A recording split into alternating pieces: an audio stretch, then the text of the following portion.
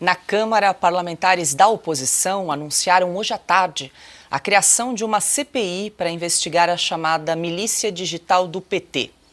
E nós vamos agora a Brasília para falar com a repórter Ruth Moraes, que traz os detalhes para a gente.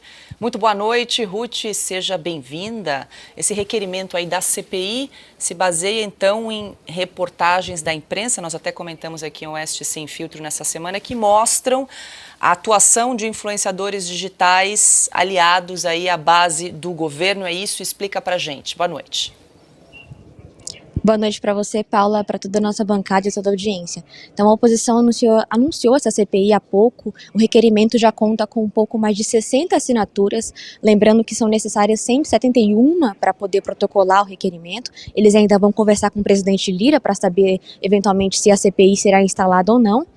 E eles usaram como base para pedir essa CPI várias reportagens noticiadas pela imprensa, em especial pelo jornal O Estado de São Paulo, que denunciou aí uma estrutura, né, financiada com dinheiro público que manteria influenciadores para atacar, né, e descredibilizar membros da oposição, pessoas comuns, cidadãos comuns que criticassem o governo e até mesmo a imprensa, né, a imprensa profissional, que publicasse matérias que fossem contrárias ao governo Lula.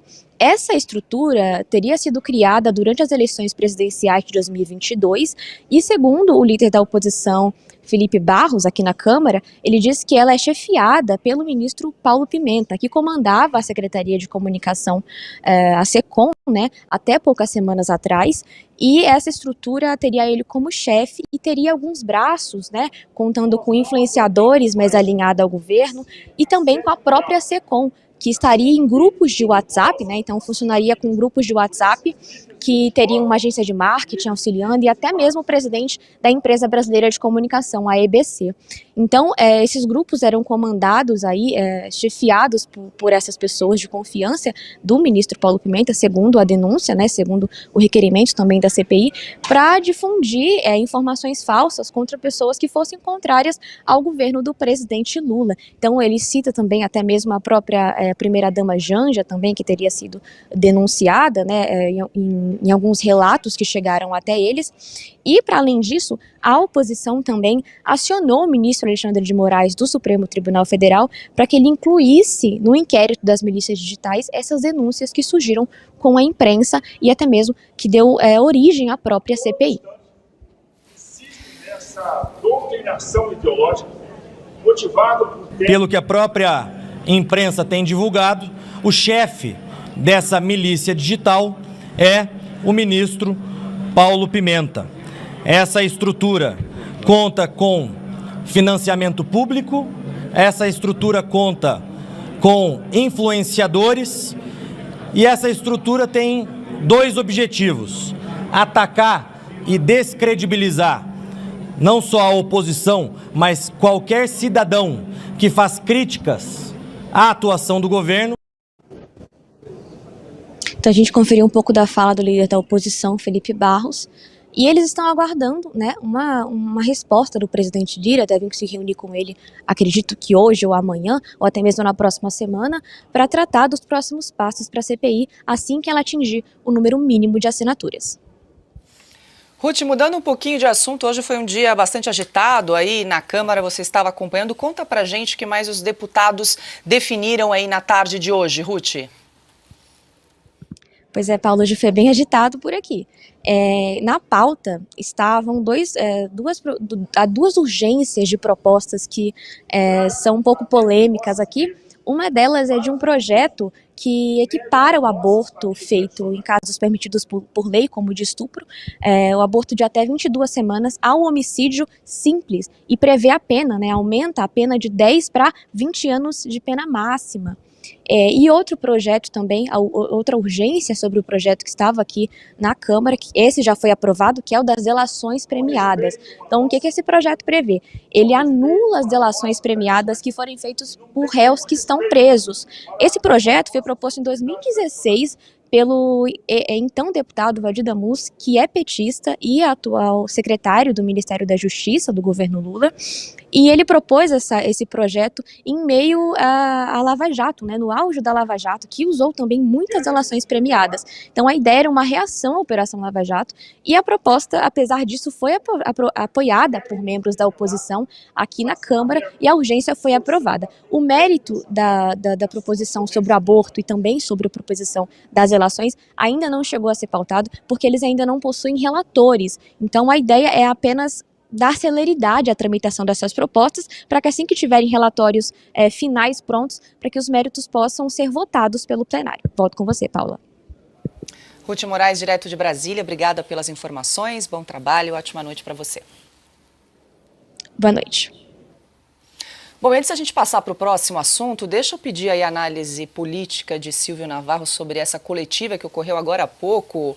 Silvio, que a Ruth trouxe aqui para a gente, destacou aí um trecho, a gente viu o Felipe Barros comentando, da oposição aí anunciando essa CPI da milícia digital do PT e que Paulo Pimenta, então, chefe da SECOM, seria aí o chefe dessa milícia digital organizada pelo PT. Como é que você avalia esse movimento aí, essa medida da oposição?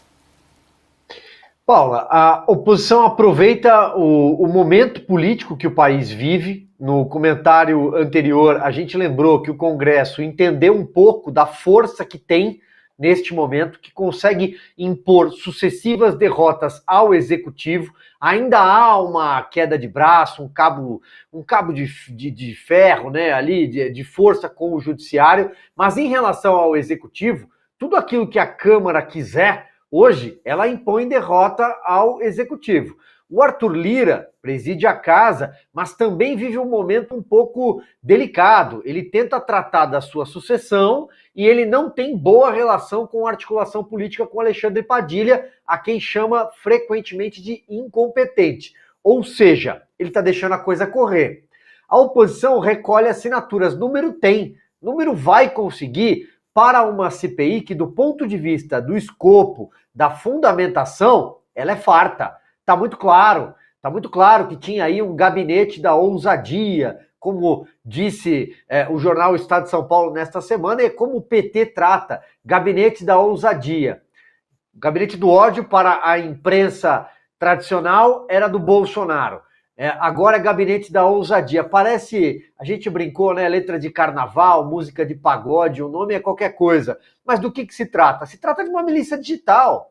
Se trata de pagar influenciadores para atacar, cancelar, perseguir perfis de direita nas redes sociais. O Twitter X prova que isso acontece todos os dias com jornalistas que não aderiram ao lulismo, ao PT, que criticam o Supremo Tribunal Federal também, e aí tem todo um consórcio por trás de blindagem, tem agências de checagem que só olham para um lado.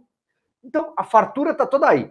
Que o Paulo Pimenta comanda tudo isso também não é novidade, porque ele assumiu isso. Antes de ser nomeado governador postiço do Rio Grande do Sul, o que foi que ele fez? Ele recorreu à Advocacia Geral da União e pediu que a Polícia Federal investigasse, por meio do Ministério da Justiça, evidentemente, que chefia a PF, ele agiu como caçador de fake news. Ele fez um dossiê. Ou seja, é com isso que ele está preocupado. Naquela lista tinham políticos, influenciadores, jornalistas, de novo, perfis de direita. Então, que o Paulo Pimenta pilota tudo isso e ainda tem a chave do cofre das verbas publicitárias da SECOM, que ele distribui para emissoras de TV aliadas, para o pessoal alinhado nas redações, isso aí está muito claro também.